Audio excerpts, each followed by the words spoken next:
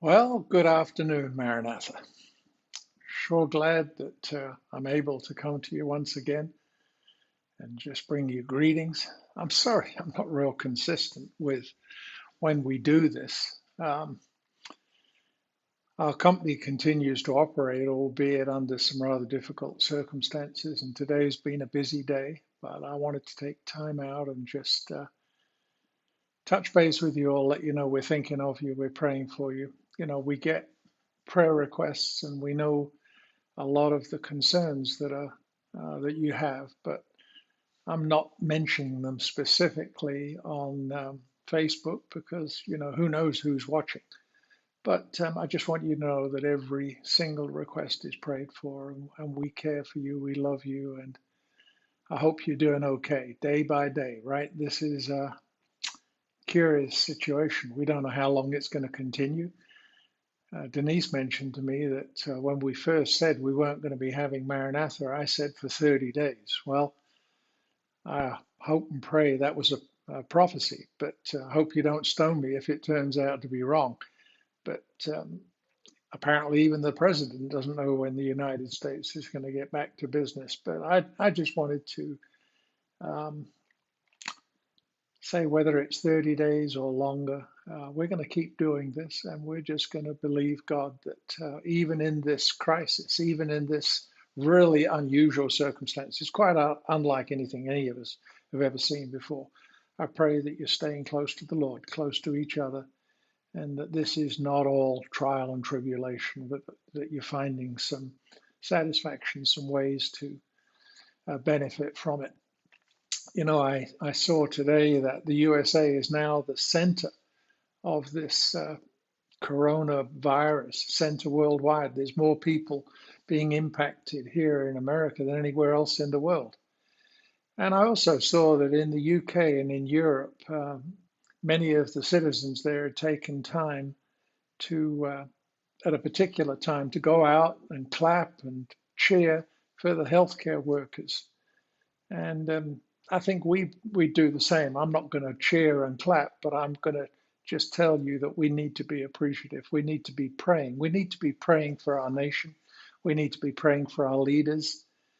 I mean, I can't imagine a more difficult time to be the president or to be the governor or to be anybody else in leadership. So I pray that we're upholding them in prayer. Pray for the healthcare workers. I know that we've got a couple of medical professionals in our family, and I'm concerned. They're concerned about us, seeing as we're a little on the older side, but I'm concerned about them. I pray that God, you will surround them with a hedge of protection.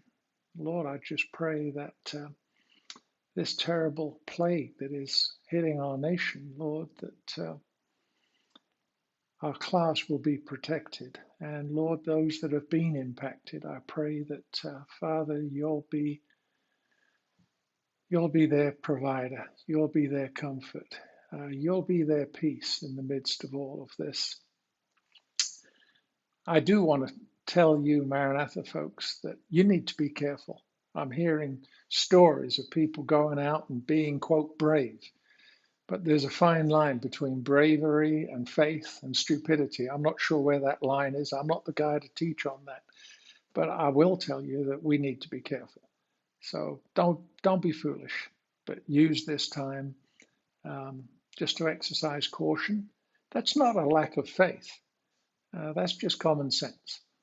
I do have faith that God is going to protect us and He is going to heal and restore. But I just want you to be careful. I do want to remind you that if you need help, email us or call us. We've got a number of people who said they will help, and I'm told by the church that they have other young people who have said they'll come alongside our team. So if we need more help to get you help, we'll try and get it in place. So let us know if you have needs. The last couple of days, I've been reading to you and I've been talking about Psalm 23. I don't know how long this crisis will continue, but if I just take it at the present pace, we're going to be a little while yet in Psalm 23. You all know that I like to read verse by verse, word by word sometimes. And we've read Psalm 23, the Lord is my shepherd, I shall not want. And then yesterday we read verse 2, he maketh me to lie down in green pastures. And then today we'll add on this extra little clause, is what?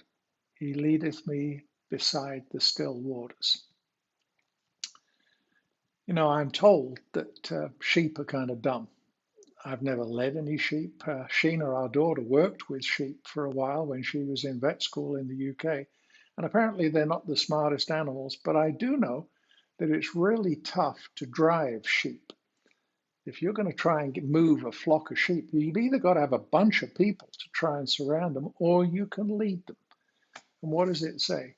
It says, He, the Lord, my shepherd, what's he going to do? He's going to lead me. Well, you can have a leader, but you also, to be a leader, you have to have followers, and he's got us. But I just pray that we follow his leading. Sometimes we've all got our own ideas as to where we should go and what we should do. I told you yesterday, sometimes we don't want to lay down in the green pastures. We want to get up and we want to get running. But what does it say? He leadeth me beside the still waters. I'm also told that sheep don't like drinking out of rapidly running waters. That's not to say that they want to drink out of stagnant pools, but they just don't like rushing streams. They like something that is just a little calmer. And I think that's the Lord's message for us today. Where is he leading us? He's taken us into green pastures and he's leading us by still waters. I tell you, if you're a sheep, what else do you need? You've got sheep, you've got green pastures, and you've got clean water, and it's just presented how you just like it and how you just need it. So I pray that today we'll get some assurance of the fact that not only is the Lord leading us, but He's providing all we need. All we have to do is what? All we have to do is follow. So I pray that that's an encouragement to you. I pray that tomorrow will be a better day than today. I know some of you had tough days. I won't mention names, but I heard of a couple of folks who've had tough days. I pray that, Lord, you'll be with them. You'll heal and you'll restore, you'll comfort, you'll remove pain. Lord, I pray that even in the midst of all of this turbulence and all of the news that we read, that we can indeed call you Jehovah Shalom, the Lord our peace. So today, I love you all. I'll talk to you tomorrow.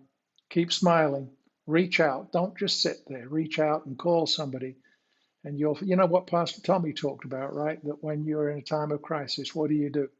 You bake cookies. Well, we may not be able to bake cookies and deliver them right at the moment, but what we can do is we can smile and we can give a word of encouragement. So I want to encourage you to do the same.